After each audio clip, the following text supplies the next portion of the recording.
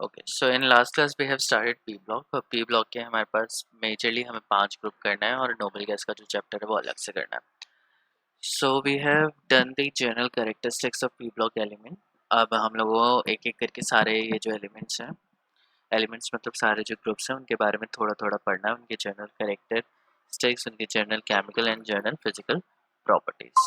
So doing going forward, इससे पहले मैं तुम्हें बता चुका हूँ इनर्ट पेयर इफेक्ट क्या होता है और कैसे वो ऑक्सीडेशन स्टेट वगैरह को इफेक्ट करता है।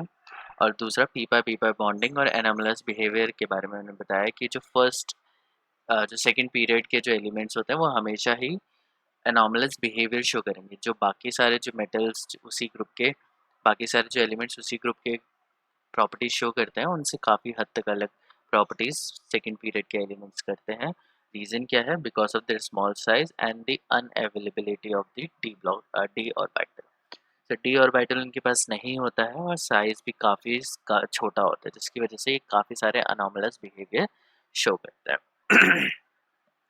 सो पीपा पीपा बॉन्डिंग के बारे में बताया था कि उसका एक कॉन्सिक्वेंस होता है कि पीपा पीपा बॉन्डिंग बहुत आराम से हो जाती है सेकेंड ग्रुप के एलिमेंट्स में। कार्बन कार्बन के साथ, नाइट्रोजन नाइट्रोजन के साथ, कार्बन नाइट्रोजन के साथ, ऑक्सीजन नाइट्रोजन के साथ एंड सो ऑन।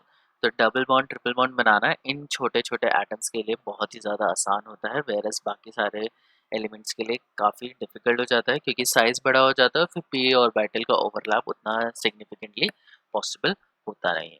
सो पीपा पीपा बॉन्डिंग पॉसिबल होती है सिर्फ सेकेंड ग्रुप के एलिमेंट्स के केसेस में, and rest of the elements shows no p pi bonding. लेकिन जो सेकेंड सॉरी थर्ड पीरियड के जो एलिमेंट्स हैं जैसे फास्फोरस हो गया, सल्फर हो गया, सिलेनियम हो गया, इनकी थोड़ी सी टेंडेंसी होती है कि ये पीपा डीपा बॉन्डिंग दिखा सकते हैं। पीपा पीपा नहीं, लेकिन पीपा डीपा, इसमें जो पी ऑर्बिटल होता है वो डी ऑर्बिटल के साथ कंबाइन करके एक डबल बॉन्ड जरूर बना लेता है। लेकिन इन केसेस में ट्रिपल बॉन्ड बिल्कुल भी पॉसिबल नहीं होता। तो पीपा पीपा bonding carbon oxygen nitrogen case में पॉसिबल होती है। मैं लिख देता हूँ जैसे हम लोगों ने यहाँ पे लास्ट क्लास में किया था। पीपा पीपा बॉन्डिंग कॉमनली शो होती है इनके साथ, carbon oxygen nitrogen in elements के साथ ये पीपा पीपा बॉन्डिंग कॉमनली ऑब्जर्व होती है। तो इनके जितने भी कंपाउंड्स हैं डबल या ट्रिपल बॉन्ड बनाते हुए तुम्हें ज़रूर दिख जाएंगे। पीपा डीपा बॉन्डिंग दूसरी टाइप की बॉन्डिंग होती है जो दिखती है। इससे क्या बनता है? इससे भी एक डबल बॉन्ड बनता है, लेकिन ये जो पीपा डीपा बॉन्डिंग है वो कहाँ पॉसिबल है? फॉस्फोरस सल्फर एंड सेलेनियम के केसेस में। तो फॉस्फोरस सल्फर सेलेनियम इसी ग्रुप के जो नेक्स्ट पीरियड के जो एलिमेंट्स हैं, फॉस्फोरस नाइट्रोजन के नीचे फॉस्फोरस, ऑक्सीजन के नीचे सल्फर एंड कार्बन के नीचे सिलिकॉन, इन सब की टेंडेंसी होती है कि पीपाई डीपाई बॉन्डिंग बना सकते हैं। सो पीपाई डीपाई बॉन्डिंग में क्या होता है? पीपाई होता है एक कार्बन ऑक्सीजन या नाइट्रोजन, ये हमेशा पीपाई ऑर्बिटल दिखाएंगे। और डीपाई फॉस्फोरस सल्फर और सिलेनियम का जो ऑर्बिटल है, डी ऑर्बिटल, वो हेल्प करता है डबल बॉन्ड या ट्रिपल बॉन्ड बनाने में। तो इसकी वजह से इनके बीच में डबल या ट्रिपल बॉन्ड पॉसिबल हो पाता है। पॉइंट टू बी नोटेड है कि नाइट्रोजन की टेंडेंसी और कार्बन की टेंडेंसी बहुत कम होती है डबल बॉन्ड बनाने की, सिर्फ ऑक्सीजन की टेंडेंसी थोड़ी ज़्यादा होती है। ऑक्सीजन आराम से डबल बॉन्ड यहाँ पे बना लेते हैं because it has lone pair of electrons. तो डबल बॉन्ड नाइट्रोजन या ऑक्सीजन के साथ पॉसिबल होता है, कार्बन बिल्कुल भी डबल बॉन्ड नहीं बनाता है फॉस्फोरस सल्फर या सिलेनियम के साथ। ठीक है, next we have to talk about the boron family. तो सबसे पहले हम लोग बोरॉन फैमिली के बारे में बात करेंगे। बोरॉन सबसे पहले एक बहुत ही टिपिकल नॉन मेटल है, लेकिन एल्यूमिनियम और उसके नीचे वाले जितने भी एलिमेंट्स हैं वो सारे मेटल्स हैं। बोरॉन की काफ़ी सारी प्रॉपर्टीज इनसे अलग है। पहली चीज़ तो वो नॉन मेटल हो गया और बाकी सारे इसके ग्रुप के नीचे लिख देता हूँ मैं कौन कौन से हैं।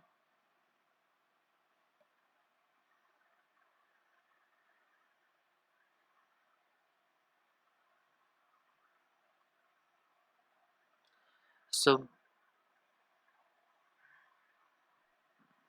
सो बोरॉन को अगर मैं छोड़ दूँ तो रेस्ट ऑफ द एलिमेंट्स ये जो सारे हैं ये सारे मेटल्स हैं, और बोरॉन क्या है? Non metal.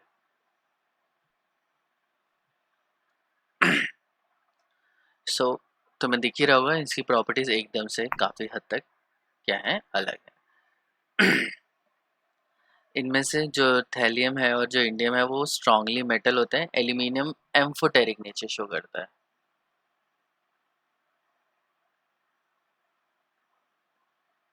एम्फोटेरिक नेचर मतलब क्या है कि वो मेटल और नॉन मेटल दोनों की तरह ही रिएक्ट कर सकता है, मतलब एसिड और बेस दोनों की तरह ही वो काम आता है।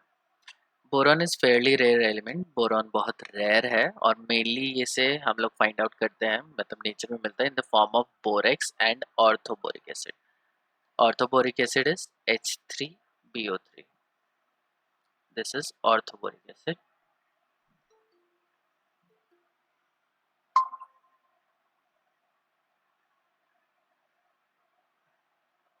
And borax is Na2B4O7.10H2.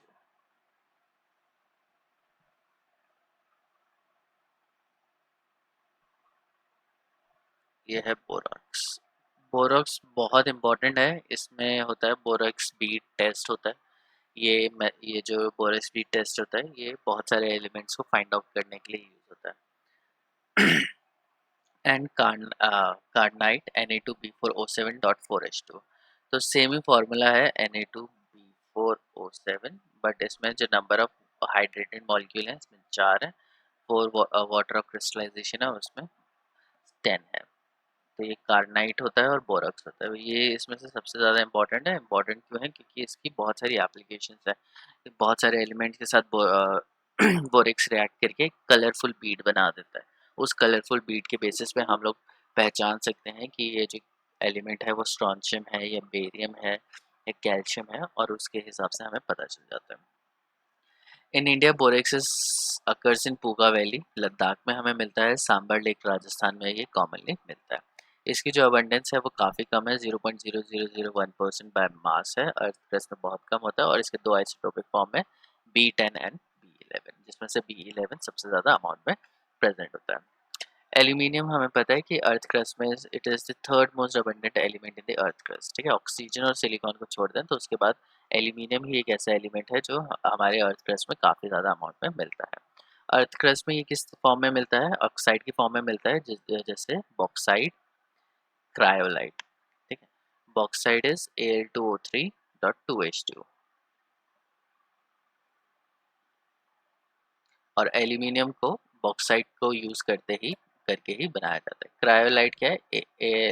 Na3Al F6, इसको हम लोग बोलते हैं क्रायोलाइट। बॉक्साइट की जो प्रिपरेशन, सॉरी, जो मेटलर्जिकल प्रोसेस होता है बॉक्साइट का, जिससे एल्यूमिनियम निकाला जाता है, तो उसमें थोड़ा अमाउंट ऑफ क्रायोलाइट डाला जाता है जिससे उसका मेल्टिंग पॉइंट कम हो जाता है। It is found as mica, mica की फॉर्म में ये मिलता है मध्य प्रदेश, कर्नाटका, उड़ीसा, जम्मू, ठीक है, इन सब जगह पे मिलता है। Gallium, indium, thallium are less abundant element in nature. Gallium, thallium और इंडियम जो है वो काफ़ी कम अमाउंट में हमारे नेचर में मिलते हैं। Next we talk about the electronic configuration. So since ये 13th ग्रुप के एलिमेंट है,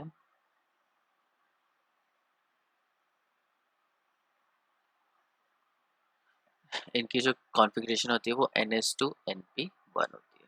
तो 2 इलेक्ट्रॉन S में जाएंगे, एक P में जाएगा। इसको मैं इस तरीके से दिखा सकता हूँ।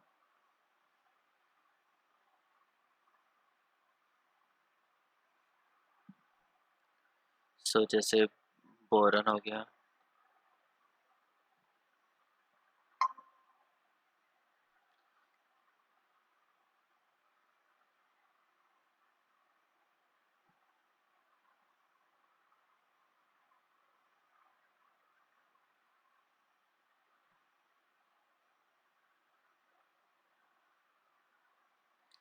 इसमें 2s2 2p1 आएगा, इसमें आएगा 3s2 3p1। अब एल्यूमिनियम के बाद नेक्स्ट क्या आता है? गैलियम आता है, जहाँ पे आ जाता है 3d10 4s2 4p1, फिर 4d10 5s2 5p1, and then 4f14 5d10 6s2 and 6p1। तो तुम्हें डिफरेंस दिख रहा होगा, डिफरेंस दो जगह पे बहुत इंपॉर्टेंट आता है। एक तो पहली चीज़ के कहाँ है? गैलियम के ऊपर। तो जैसे ही गैलियम बढ़ता है तो उसमें इस पीरियड में क्या होता है? D10 एलिमेंट्स यहाँ पे आ जाते हैं, मतलब स्कैंडियम से लेके जिंक तक के जो एलिमेंट्स हैं वो गैलियम से पहले हैं। तो जिंक के बाद जो नेक्स्ट एलिमेंट आता है वो गैलियम आता है, तो डी ब्लॉक के एलिमेंट्स यहाँ पे इंट्रोड्यूस हो जाते हैं, तो इसलिए 3d10 यहाँ पे आ जाता है। फिर डी ब्लॉक के एलिमेंट्स यहाँ पे भी रहेंगे, तो वैसी चलेगी। उसके बाद यहाँ पे क्या आता है, एफ ब्लॉक के एलिमेंट्स आ जाता है, लैंथेनम से ल्यूटेटियम तक जितने भी एलिमेंट्स हैं वो सारे यहाँ पे ऐड हो जाते हैं। इस वजह से यहाँ पे 3D10 और 4F14 का इंट्रोडक्शन हो जाता है नए सबशेल्स का। इस इंट्रोडक्शन की वजह से यहाँ पे जो प्रॉपर्टीज हो जाती है, यहाँ पे प्रॉपर्टीज हो जाती है डिफरेंट। तो जैसे ही तुम एल्यूमिनियम से गैलियम की तरफ जाओगे तो काफ़ी सारी प्रॉपर्टीज़ होती हैं जो बहुत ही अलग हो जाती है। तो गैलियम क्या होता है, काफ़ी सारी प्रॉपर्टीज़ बीच में डिफरेंट शो कर देता है as compare to aluminium, indium and thallium. मतलब डाउन द ग्रुप अगर साइज डिक्रीज होना है तो गैलियम का जो साइज होगा वो एल्यूमिनियम से छोटा होगा। डाउन द ग्रुप अगर इलेक्ट्रोनेगेटिविटी डिक्रीज हो रही है तो गैलियम की इलेक्ट्रोनेगेटिविटी ज़्यादा होती है, वो एल्यूमिनियम की इलेक्ट्रोनेगेटिविटी कम होती है। अगर ionisation energy down the group decrease हो रही है तो गैलियम की आयनाइजेशन एनर्जी ज़्यादा होगी, एल्यूमिनियम की आयनाइजेशन एनर्जी कम होगी। अब ऐसा क्यों है, क्योंकि यहाँ पे डी ऑर्बिटल अंदर इंट्रोड्यूस हो गया। डी ऑर्बिटल इंट्रोड्यूस होने की वजह से हमें पता है डी और एफ ऑर्बिटल का पुअर शील्डिंग इफेक्ट होता है। पुअर शील्डिंग इफेक्ट होने की वजह से जो फोर्स ऑफ अट्रैक्शन है, न्यूक्लियस से जो फोर्स ऑफ अट्रैक्शन है वो एस और पी ऑर्बिटल पे ज़्यादा पहुंचती है और वो साइज क्या हो जाता है, एकदम से छोटा हो जाता है। सो बोरॉन से एल्यूमिनियम साइज बढ़ता है, फिर एल्यूमिनियम से गैलियम साइज छोटा होता है, फिर साइज ऑब्वियसली इंक्रीज हो जाता है। तो इस तरीके का जो प्रॉब्लम्स है वो हमें दिखाई देती हैं ट्रेंड्स में, इन केसेस के में। ठीक है, now we come to the atomic radii. So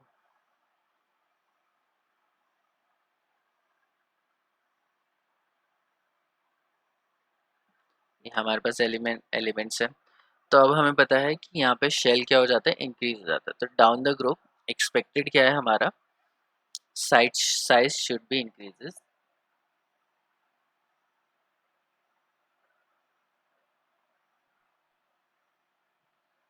from boron to thallium. तो बोरॉन से थैलियम तक अगर हम लोग जाएंगे तो साइज हमारा डिक्रीज होना चाहिए due to the increase in,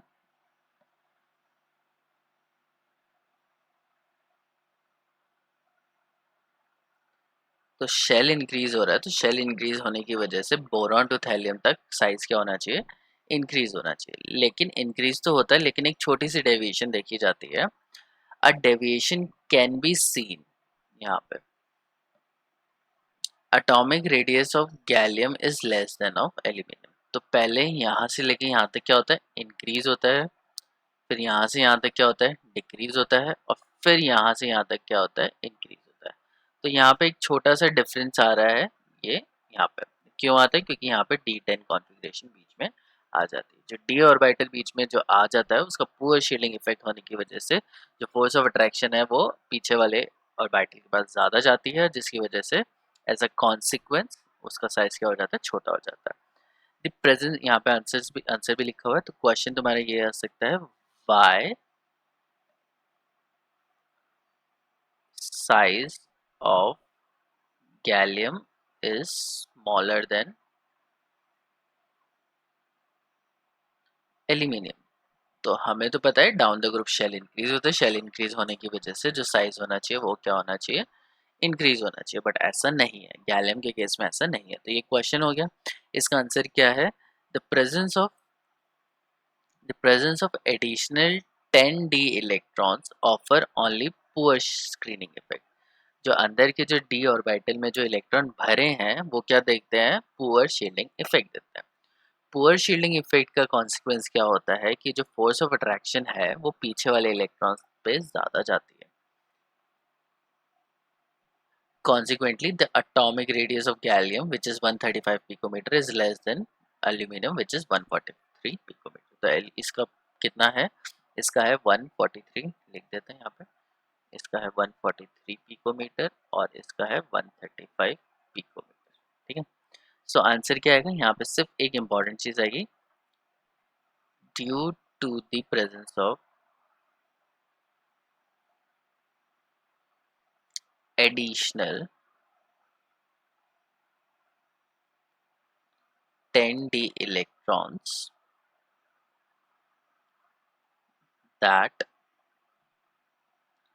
offers that offer poor shielding effect to the 2, 3, 4s and 4p orbital. As a result, more attraction is experienced by 4s and 4p orbital. That leads to shrinking of size.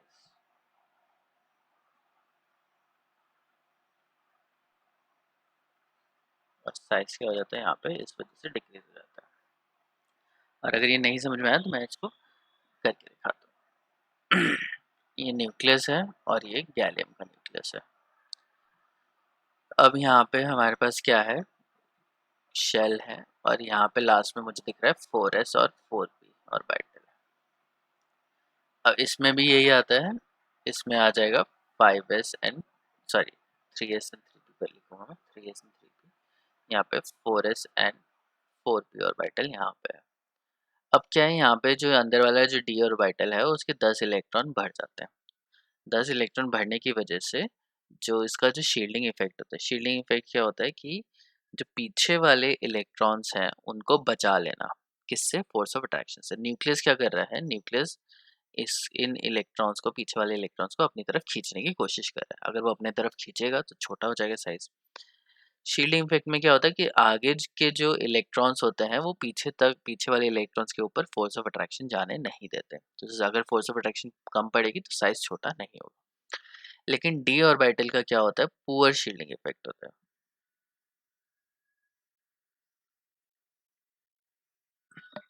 और poor shielding effect की वजह से जो force of attraction पीछे जो 4s और 4p orbital हैं उन तक ज़रूरत से ज़्यादा पहुंच जाता है। अगर ज़रूरत से ज़्यादा फोर्स ऑफ अट्रैक्शन पहुंचेगा तो न्यूक्लियस क्या करता है, इलेक्ट्रॉन्स को अपनी तरफ खींच लेता है तो इनका साइज क्या हो जाता है, छोटा हो जाता है। जो कि 4s एंड 4p यहाँ पे होने चाहिए थे, अब वो खींच के क्या हो जाता है और आगे आ जाता है और इनका साइज क्या हो जाता है, एकदम से छोटा हो जाता है। सो क्वेश्चन यही आएगा, और ये वाला जो ट्रेंड है ना वो हम लोग बाकी वाले एलिमेंट्स के आगे भी देखेंगे। उन सब में भी यही होगा ना, फास्फोरस और आर्सेनिक में होगा कि आर्सेनिक का साइज छोटा हो जाएगा फास्फोरस से, आर्सेनिक की इलेक्ट्रोनेगेटिविटी ज़्यादा होगी फास्फोरस से। तो यही रीज़न आएगा कि उसमें भी डी ऑर्बिटल आ जाता है। डी ऑर्बिटल आने की वजह से गैलियम के नेक्स्ट आर्सेनिक है।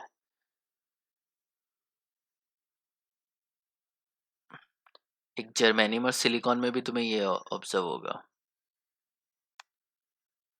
आर्सेनिक और फास्फोरस में भी यही रीज़न आएगा। तो देख रहे हो, जितने भी हम लोग आगे पढ़ते जाएंगे उन सब में ये वाला जो कॉन्सेप्ट है वो आता जाएगा। गैलियम का साइज सिलिकॉन से छोटा होगा, आर्सेनिक का साइज फास्फोरस से छोटा होगा। तो ये जो रीज़न है ये सबके लिए वैलिड है, इस पूरे पीरियड के लिए ये रीज़न वैलिड होगा। So on on the basis of this poor shielding effect we can conclude कि फोर्स ऑफ अट्रैक्शन ज़्यादा पहुंच जाती है 4s और 4p ऑर्बिटल के पास।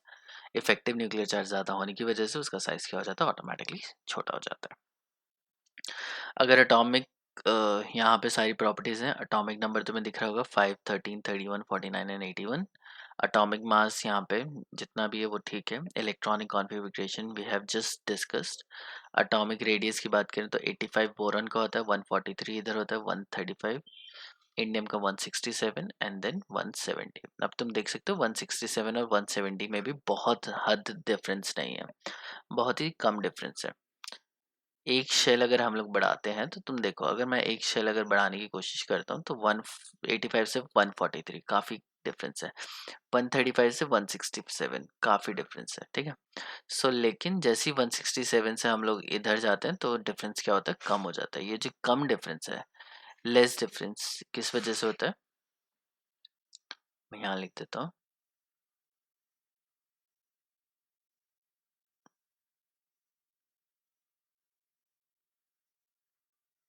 Thallium and indium is not much. तो काफ़ी डिफरेंस नहीं है, 160 170 ऑलमोस्ट सिमिलर हो गए। देखो तो सही कितने पिकोमीटर में हम लोग बात करें, पिकोमीटर मतलब 10⁻⁻12 मीटर, मतलब 170 पिकोमीटर मतलब डेसिमल के 12th पोजीशन पे 17 आएगा, और वहाँ पे 167 लिखे हैं तो डेसिमल के 12th प्लेस पे 167 वहाँ पे हमें दिखाई देगा।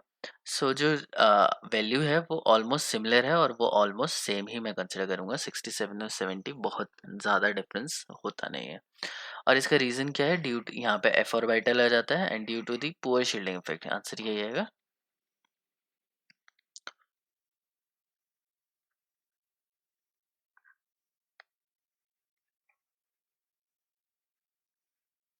एफ ऑर्बिटल का पुअर शील्डिंग इफेक्ट होने की वजह से जो साइज है वो बढ़ना चाहिए था, लेकिन वो उतना ज़्यादा नहीं बढ़ता है जितना हम एक्सपेक्ट कर रहे थे। आयनिक रेडियाई की बात करें तो आयनिक रेडियस कॉन्स्टेंटली इंक्रीज होता है। जो भी डिफरेंसेस देखे जाते हैं वो सिर्फ एटॉमिक रेडियाई में देखे जाते हैं। आयनिक रेडियाई में उतने डिफरेंसेस हमें नहीं दिखेंगे, तो कॉन्टिन्यूसली वो क्या हो रहा है? इंक्रीज हो रहा है। आयनिक रेडियाई ऑब्वियसली इलेक्ट्रॉन दे देंगे तो साइज क्या हो जाएगा? छोटा हो जाएगा। तो पेरेंट एटम से ऑब्वियसली ये जो आयनिक साइज है वो छोटे होते हैं, और आयनिक साइज जो है वो कॉन्टिन्यूसली बढ़ रहे हैं। अगर m+1 का देखें तो m+1 का भी यहाँ पे आयनिक साइज में बढ़ता हुआ दिखाई देगा। ये जो है वो m+3 है, और ये है m+1। m+1 और m+3 में क्या डिफरेंस है? m+3 का मतलब है कि बोरॉन ने 3 इलेक्ट्रॉन दे दिए, बोरॉन ने 3+3 बना दिया, प्लस 3 इलेक्ट्रॉन दे दिए। बोरॉन अगर 1 इलेक्ट्रॉन दे देगा +1, तो उसे हम लोग बोलेंगे बोरॉन +1 बन गया, और +3 ये बन गया।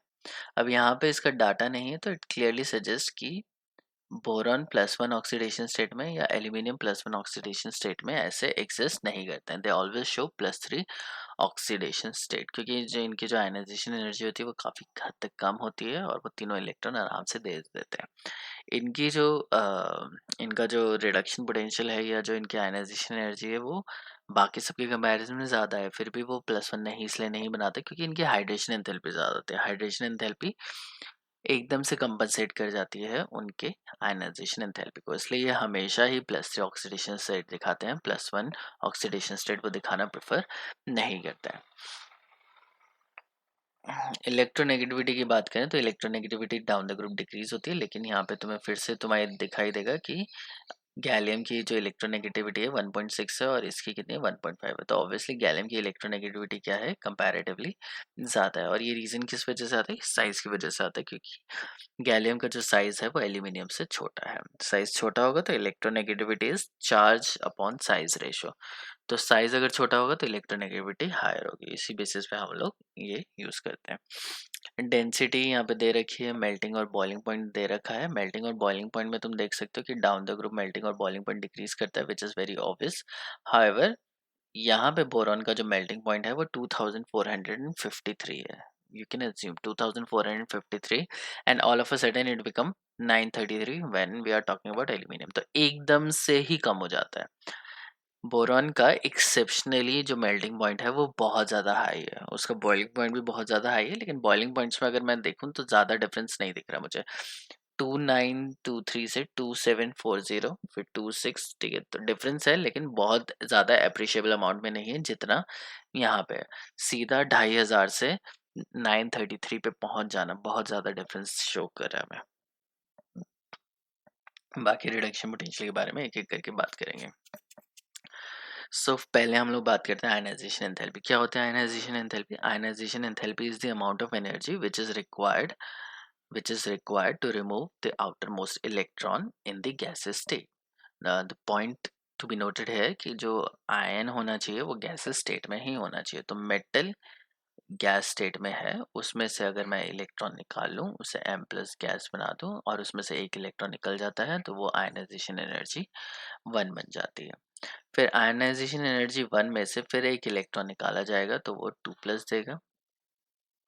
एंड देन आयनाइजेशन एनर्जी 3 भी होती है, जिसमें 2+ में से एक इलेक्ट्रॉन निकाल के M3+ गैस प्लस इलेक्ट्रॉन में हम लोग कर देते हैं। So ionization energy 1, ionization energy 2 and ionization energy 3, तीन आयनाइजेशन होगी। एक इलेक्ट्रॉन देने पे एक फर्स्ट, 2 इलेक्ट्रॉन देने पे सेकेंड, 3 इलेक्ट्रॉन देने पे third. So the ionisation energy value as expected from the general trend do not decrease smoothly down the group. तो हमें पता है आयनाइजेशन एनर्जी डिक्रीज होनी चाहिए। बोरॉन जो आयनाइजेशन एंथैल्पी है वो क्या है कि आउटर मोस्ट इलेक्ट्रॉन है वहां से इलेक्ट्रॉन निकालना। अब down the group size increase होगा तो जो फोर्स ऑफ अट्रैक्शन है आउटर मोस्ट इलेक्ट्रॉन के पास वो उतनी ज़्यादा नहीं होगी और वहां से इलेक्ट्रॉन निकालना क्या होगा, कंपैरेटिवली ज़्यादा आसान होगा। So ionization energy down the group decrease होती है, हाउएवर आयनाइजेशन एनर्जी एकदम स्मूथ तरीके से डिक्रीज नहीं हो रही है। अगर तुम देखो पीछे आयनाइजेशन एनर्जी 801 है, फिर 577 है एंड देन 579, दिख ही रहा होगा तुम्हें डिफरेंस, एंड देन 589, फिर 2427 है, फिर डिक्रीज हुई एंड देन फिर इंक्रीज हो गई, फिर यहाँ से डिक्रीज हुई एंड देन फिर इंक्रीज हो गई, फिर डिक्रीज एंड देन फिर इंक्रीज। तो जो इंक्रीमेंट है वो हमें दो जगह पे दिख रहा है। एक कहाँ दिख रहा है, एक गैलियम के केस में दिख रहा है और एक थैलियम के केस में दिख रहा है। सो अगर मैं यहाँ पे लिखने की कोशिश करूँ तो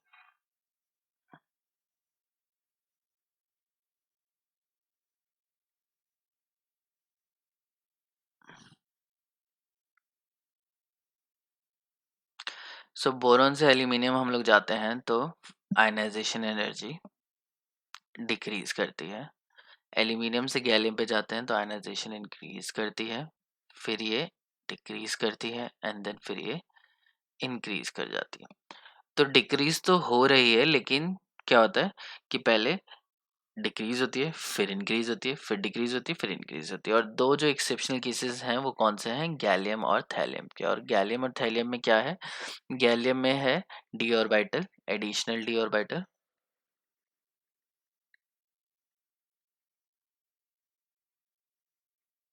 और थैलियम में क्या है, additional F orbital.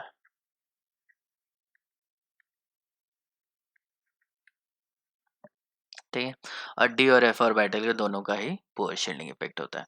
Poor shielding effect की वजह से क्या होता है कि बाहर के जो इलेक्ट्रॉन है उनके ऊपर फोर्स ऑफ अट्रैक्शन ज़्यादा आती है। फोर्स ऑफ अट्रैक्शन अगर ज़्यादा पहुंच रही है तो जो न्यूक्लियस है वो इन इलेक्ट्रॉन्स को अच्छे से पकड़ के रखेगा, उसमें से इलेक्ट्रॉन निकलने देगा नहीं निकलने देगा। क्यों, क्योंकि इफेक्टिव न्यूक्लियर चार्ज वहाँ पे उस केस में बढ़ गया। सो अगर इफेक्टिव न्यूक्लियर चार्ज अगर बढ़ जाता है तो फोर्स ऑफ अट्रैक्शन बाहर वाले इलेक्ट्रॉन के पास ज़्यादा पहुंचेगी तो अब उसमें से इलेक्ट्रॉन निकालना हमारे लिए बहुत ज़्यादा डिफिकल्ट हो जाएगा। अब तुम समझ ही सकते हो एल्यूमिनियम से गैलियम में गैलियम का साइज छोटा है, गैलियम का साइज छोटा होने की वजह से उसमें से इलेक्ट्रॉन निकालना क्या होगा, कंपैरेटिवली डिफिकल्ट होगा as compare to aluminium. Thallium और इंडियम के केस में करें तो इंडियम और थैलियम का साइज ऑलमोस्ट सेम है। थैलियम का थोड़ा सा बड़ा है लेकिन कितना है, बहुत कम बड़ा है, लेकिन उसका न्यूक्लियर चार्ज थैलियम का बहुत ज़्यादा बड़ा है। तो अगर तुम एटॉमिक नंबर देखो तो इंडियम का एटॉमिक नंबर कितना है, इंडियम का एटॉमिक नंबर है 49 और उसका 81।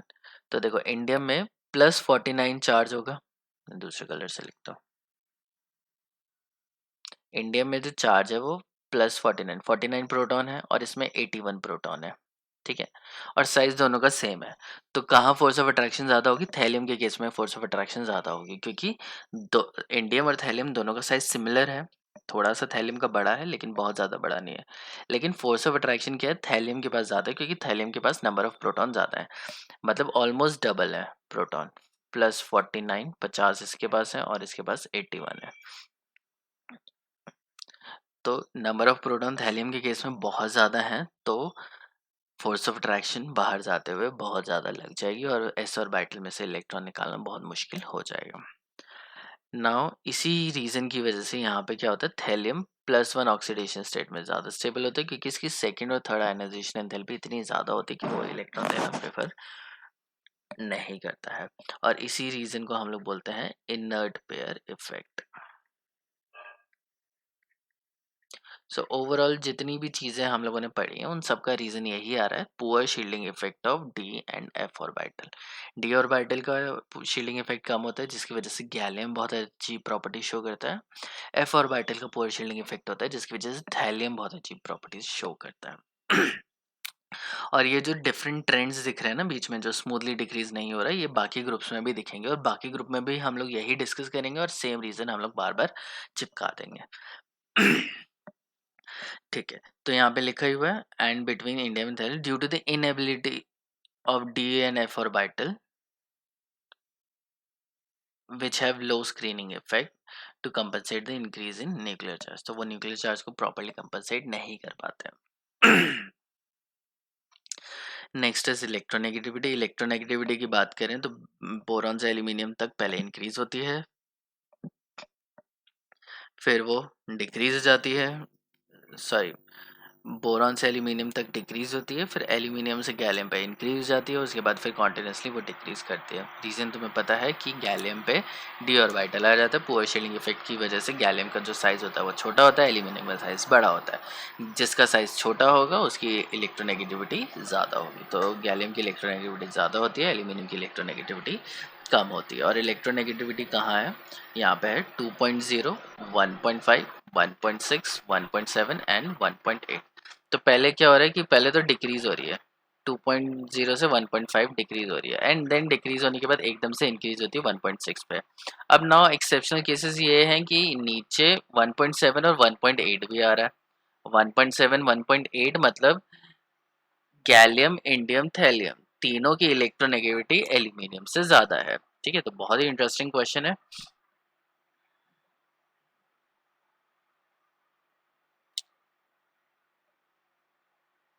पहली चीज हम लोग देखेंगे, इलेक्ट्रोनेगेटिविटी होता है वो डायरेक्टली प्रोपोर्शनल होता है चार्ज अपॉन साइज. ठीक है, चार्ज अपॉन साइज है. अब चार्ज में यहाँ पे क्या है, प्रोटॉन्स का चार्ज हो गया. ठीक है, और साइज ये हो गया. तो जो ये तो हमें क्लियरली बता रहा है कि गैलियम का साइज छोटा है, तो गैलियम की इलेक्ट्रोनेगेटिविटी एल्यूमिनियम से ज़्यादा होनी चाहिए. Now come to thallium and indium. ऐसा क्या है थैलियम और इंडियम में कि इनकी भी इलेक्ट्रोनेगेटिविटी एल्यूमिनियम से ज़्यादा है. तो अगर हम लोग इलेक्ट्रॉनिक चार्ज का देखें तो इंडियम के पास +49 का चार्ज है और थैलियम के पास क्या है, +81 का चार्ज है. चार्ज मतलब इतने प्रोटॉन्स हैं, तो इतना ज़्यादा चार्ज होगा. साइज इनका कंपैरेटिवली छोटा है. कंपैरेटिवली छोटा क्या है कि गैलियम का जो साइज है वो है 135, इसका 167 है और इसका 170. तो साइज में बहुत ज़्यादा डिफरेंस ना होने की वजह से और चार्ज ज़रूरत से ज़्यादा इंक्रीज हो जाने की वजह से इनकी जो इलेक्ट्रोनेगेटिविटी होती है वो ऑटोमेटिकली इंक्रीज कर जाती है. सो बोरॉन से एल्यूमिनियम इलेक्ट्रोनेगेटिविटी डिक्रीज करेगी और बाकी सब केसेस में क्या हो जाती है, वो इंक्रीज कर जाती है. और रीज़न क्या है, because of the discrepancies in the atomic size of the element. इनके साइजेस इतने अच्छे से इंक्रीज नहीं हो पाते जिसकी वजह से हमें प्रॉब्लम्स दिखाई देती हैं. Now we talk about physical properties. ये हो गई केमिकल, नॉर्मल केमिकल प्रॉपर्टीज. लेकिन केमिकल प्रॉपर्टीज में अभी हम लोगों ने रिएक्शन की बात नहीं करी, बस उसकी जनरल प्रॉपर्टीज की बात की कि इलेक्ट्रोनेगेटिविटी, एटॉमिक रेडियस और ये सब आयनाइजेशन एंथैल्पी कितनी होगी. Now talk about physical properties. तो बोरॉन तो सबसे पहले नॉन मेटालिक है और अभी हम लोगों ने देखा था मेल्टिंग पॉइंट क्या था 2000 के आसपास, मतलब 2000 2500 डिग्री सेल्सियस पे अगर तुम उसे हीट करोगे तब जाके वो पिघलेगा. So it is extremely hard, बहुत ही ज़्यादा हार्ड होता है. ब्लैक कलर का सॉलिड होता है. इसके बहुत सारी एलियोट्रॉपिक फॉर्म होती है. Due to very strong crystalline lattice boron has unusual high melting point. So question यही पूछा जा सकता है, why boron has high melting point.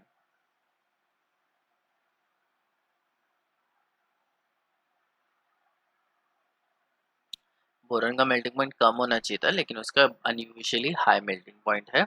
Reason क्या है, because of its high lattice enthalpy. जो उसका लेटिस बनता है, जो क्रिस्टल लेटिस बनता है, वो बहुत ही ज़्यादा कॉम्पैक्ट होता है. और जो एटम्स होते हैं ये क्या होते हैं, एक दूसरे से बहुत ही अच्छी तरीके से बने होते हैं. दूसरा क्या है कि बोरॉन बोरॉन का जो एट बॉन्ड है वो काफ़ी हद तक स्ट्रांग होगा then aluminium aluminium, gallium gallium, indium indium and thallium thallium के बॉन्ड से. ठीक है, तुम्हें पता है अगर साइज छोटा होगा तो बॉन्ड स्ट्रांग बनता है, अगर साइज बड़ा होगा तो बॉन्ड लेंथ बड़ी हो जाएगी, बॉन्ड लेंथ बड़ी हो जाएगी तो वो प्रॉपरली बॉन्ड नहीं कर पाएंगे. जो बॉन्ड स्ट्रेंथ होती है वो काफ़ी हद तक कम हो जाती है. तो इस वजह से बोरॉन बोरॉन का पहली चीज़ क्या है, बॉन्ड काफ़ी ज़्यादा स्ट्रांग है. उसके बाद उसकी जो लेटिस क्रिस्टल लेटिस बनता है वो इतना ज़्यादा स्ट्रांग बनता है कि उसका मेल्टिंग पॉइंट ऑटोमेटिकली काफ़ी हद तक हाई हो जाता है.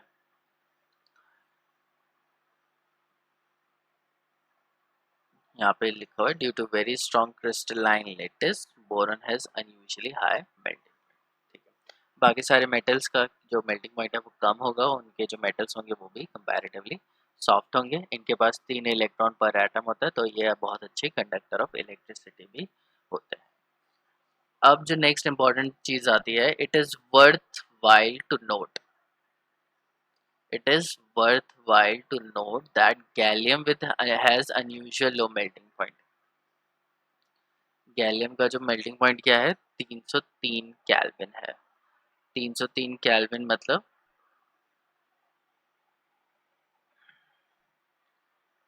303 माइनस 273 कितना बचा?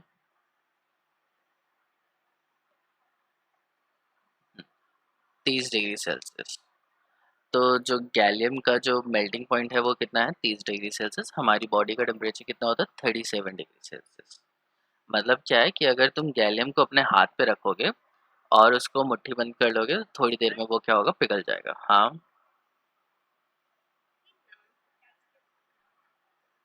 किसका?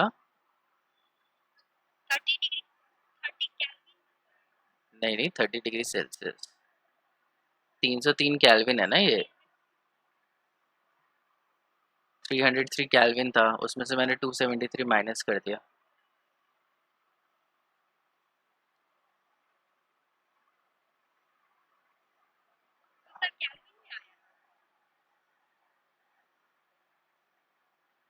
तीन सौ तीन केल्विन तो उसका ऑलरेडी है ही। कैसे करते हैं डिग्री सेल्सियस को केल्विन में कन्वर्ट? अगर तुम्हारे पास 25 डिग्री सेल्सियस है तो तुम क्या करोगे, 25 प्लस 273 करोगे। अगर तुम्हारे पास 30 डिग्री सेल्सियस है तो तुम क्या करो, 30 प्लस 273, 3 7 8 9, 7 8 9 10, आ गया 303 केल्विन। तो कितना है टेम्परेचर, 30 डिग्री तो हुआ। सो इसका जो टेम्परेचर है मतलब 30 डिग्री सेल्सियस होता है। 30 डिग्री सेल्सियस क्या होगा, बहुत ही ज़्यादा कम टेम्परेचर हो गया, बहुत ज़्यादा। अपेक्षा ये तुम्हारी आवाज़ थी या किसी और की आवाज़ थी? मुझे किसी और की लग रही थी। अच्छा। एनीवेज, तो जो टेम्परेचर है, मेल्टिंग पॉइंट है गैलियम का, वो कितना है, 30 डिग्री सेल्सियस। हमारी बॉडी का टेम्परेचर कितना होता है, 37 डिग्री सेल्सियस। तो अगर गैलियम तुम अगर हाथ में लेते हो तो थोड़ी देर बाद वो क्या हो जाता है, मेल्ट कर जाता है। सो इसका जो अनयूजुअल मेल्टिंग पॉइंट किसका होता है, गैलियम का होता है। तो ये क्वेश्चन कई बार जनरल नॉलेज में भी पूछा जाता है कि कौन से ऐसे मेटल हैं जो लिक्विड हैं, या कौन से ऐसे मेटल हैं जो रूम टेम्परेचर पे या गर्मियों में मेल्ट कर जाते हैं। तो it gallium is one of those elements. So could exist in liquid state in summer. तो जब गर्मियाँ होती हैं तो ये लिक्विड बन जाता है। It's high boiling point make it useful material for making high temperature. अब गैलियम क्या होता है कि गैलियम का जो मेल्टिंग पॉइंट है वो है 30 डिग्री सेल्सियस, और इसका जो बॉइलिंग पॉइंट है वो बहुत हाई है, 267 या 303 केल्विन कर दो। सो ये जो रेंज है वो बहुत ज़्यादा बड़ी रेंज हो जाती है, और बहुत ज़्यादा रेंज होने की वजह से पहली चीज़ वो लिक्विड है।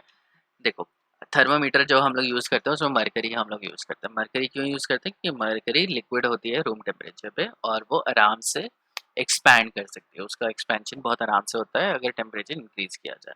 इसी तरीके से गैलियम को भी हम लोग कई थर्मोमीटर में यूज़ कर सकते हैं, क्योंकि वो भी क्या होता है, थोड़े से हाई टेम्परेचर पे लिक्विफाई हो जाता है। लिक्विफाई होने के बाद उसकी जो बॉइलिंग पॉइंट है वो बहुत ज़्यादा हाई है। इस वजह से 30 डिग्री सेल्सियस से ऊपर का टेम्परेचर और 267 केल्विन तक वो आराम से जो टेम्परेचर है वो मेजर कर सकता है। लेकिन हम लोग इतना मेजर नहीं करते, कुछ लाइक कंसिडर करो 100, 150, 300, 400 डिग्री सेल्सियस तक का जो टेम्परेचर है वो आराम से हम लोग गैलन के साथ मेजर कर सकते हैं।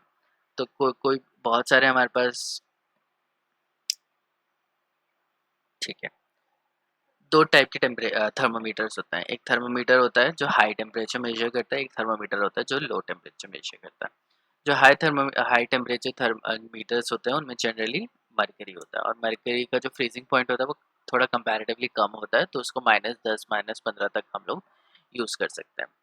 लेकिन उसके बाद मरकरी क्या हो जाएगा, फ्रीज हो जाएगा। मरकरी अगर फ्रीज हो जाएगा तो हम लोग उससे टेम्परेचर मेजर नहीं कर सकते। तो इसलिए अगर लो टेम्परेचर अगर हमें मेजर करना है, लो टेम्परेचर कितना है, जैसे -30 -40, तो उसके लिए हम लोग एल्कोहल यूज़ करते हैं। तो एल्कोहल वाले थर्मामीटर आते हैं जिसके अंदर एल्कोहल होता है, और वो मेजर कर पाता है कि कितना टेम्परेचर है। और अगर हमें मरकरी से ज़्यादा हाई टेम्परेचर अगर हम लोग मेजर करने की कोशिश करेंगे तो मरकरी से नहीं हो पाता, उस केस में हम लोग गैलियम यूज़ कर सकते हैं। गैलियम का बॉइलिंग पॉइंट मरकरी से ज़्यादा है, उस बेसिस पे हम लोग गैलियम अच्छे से यूज़ कर सकते हैं। लेकिन गैलियम को हम लोग नॉर्मल रूम टेम्परेचर पे मेजर थर्मामीटर यूज़ करना प्रेफर नहीं करते, क्योंकि 30 डिग्री की तो उसका खुद का मेल्टिंग पॉइंट है। 30 डिग्री से पहले जो भी टेम्परेचर होगा वो मेजर नहीं कर पाएगा, 30 डिग्री के बाद वो मेजर करेगा। लेकिन 30 से 40 डिग्री तुम कंसिडर करो, 40 डिग्री या 50 डिग्री तक हम लोग गैलियम को यूज़ नहीं करते हैं टेम्परेचर मेजर करने के लिए। 50-60 से ऊपर जितना भी होगा वो आराम से गैलियम मेजर कर सकता है। ओके, सो नेक्स्ट आते हैं हम लोग oxidation state and trends in chemical reactivity. Oxidation state हमें पता है कि ये जो ग्रुप्स होते हैं ये दो ऑक्सीडेशन स्टेट दिखाते हैं, M+1 एंड M+3। उसमें से जो बोरॉन है और जो एल्यूमिनियम है वो सिर्फ +3 ऑक्सीडेशन स्टेट ही दिखाना प्रेफर करता है। Thallium, indium and gallium +1 oxidation state दिखाते हैं। बाकी बेरिलियम और एल्यूमिनियम सिर्फ +3 ऑक्सीडेशन स्टेट ही दिखाते हैं। रीज़न क्या है देखते हैं। तो due to the small size of boron the sum of its first three enthalpy is very high. तो हमें पता है कि ionisation enthalpy down the group decrease होती है, तो बोरॉन की ऑब्वियसली सबसे ज़्यादा है।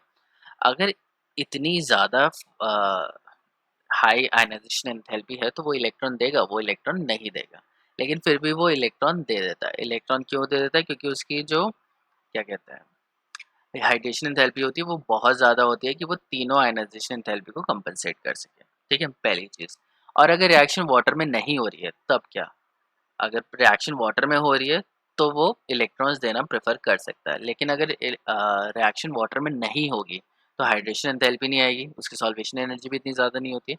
तो उस केस में बोरॉन कंपाउंड बनाएगा, यस बोरॉन कंपाउंड बनाएगा, लेकिन वो कोवलेंट कंपाउंड बनाना पड़ता है, प्रेफर करता है। वो आयनिक कंपाउंड देना शो प्रेफर नहीं करता। तो पहली चीज़ क्या है? Boron prefers to form covalent bond due to its high ionisation enthalpy. So ionisation enthalpy जो बोरॉन है उनकी इतनी ज़्यादा होती है कि वो आयनिक कंपाउंड बनाना प्रेफर नहीं करते हैं, they generally form covalent compounds. लेकिन अगर वाटर की बात आती है तो वहाँ पे कुछ आयनिक कंपाउंड ज़रूर मिल जाते हैं, बिकॉज उसकी जो हाइड्रेशन एंथैल्पी होती है वो उसको आयनाइजेशन एंथैल्पी को कंपनसेट कर देती है। But as we move from boron to aluminium, the sum of first three ionization enthalpy of Al considerably decreases and it is able to form Al3+. तो aluminium क्या करता है? वो Al3+ बना लेता है, और Al3+ मतलब क्या है? आयनिक कंपाउंड वो बनाना प्रेफर करता है।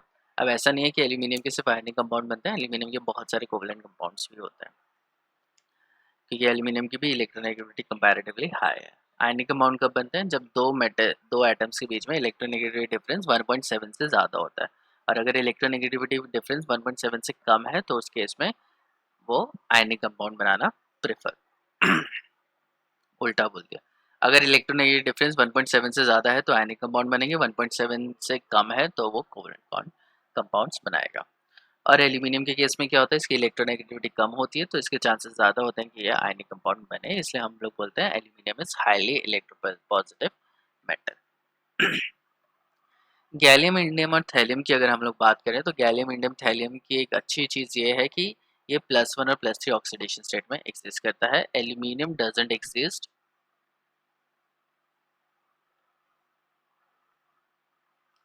Aluminium +1 oxidation state.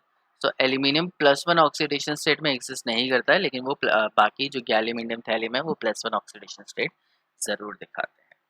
अब ये जो स्टेबिलिटी है +1 ऑक्सीडेशन स्टेट की, उसमें जो है कि थैलियम की जो +1 ऑक्सीडेशन स्टेट है वो सबसे ज़्यादा स्टेबल है, फिर इंडियम, फिर gallium and then aluminium. Aluminium की जो +1 ऑक्सीडेशन स्टेट है वो तो एग्जिस्ट ही नहीं करती है, या अगर कुछ केसेस में एग्जिस्ट करेगी तो वो बहुत ही कम स्टेबल होगी, वो बहुत ही कम स्टेबल होती है।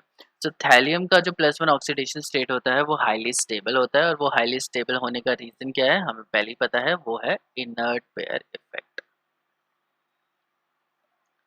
सो इनर्ट पेयर इफेक्ट क्या होता है? इनर्ट पेयर इफेक्ट एक रिलक्टेंसी होती है s ऑर्बिटल की to participate in bonding.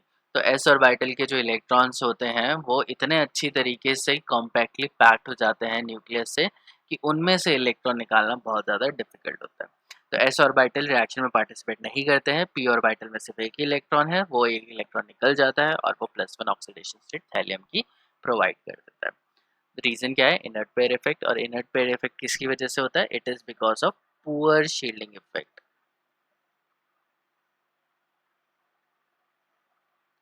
Poor shielding effect of f orbital. तो f ऑर्बिटल यहाँ पे होता है, f ऑर्बिटल होता है प्लस d ऑर्बिटल भी होता है। तो f ऑर्बिटल जिसकी शील्डिंग इफेक्ट बहुत ही ज़्यादा कम है, स्क्रीनिंग इफेक्ट बहुत ही ज़्यादा कम है।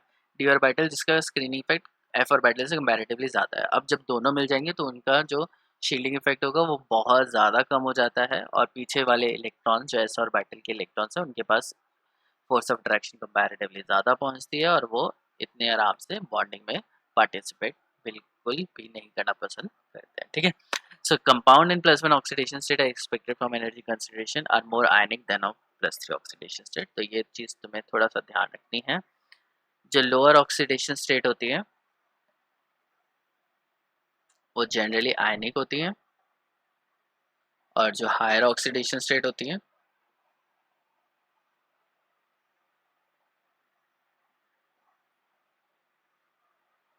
वो जनरली कोवेलेंट होती है।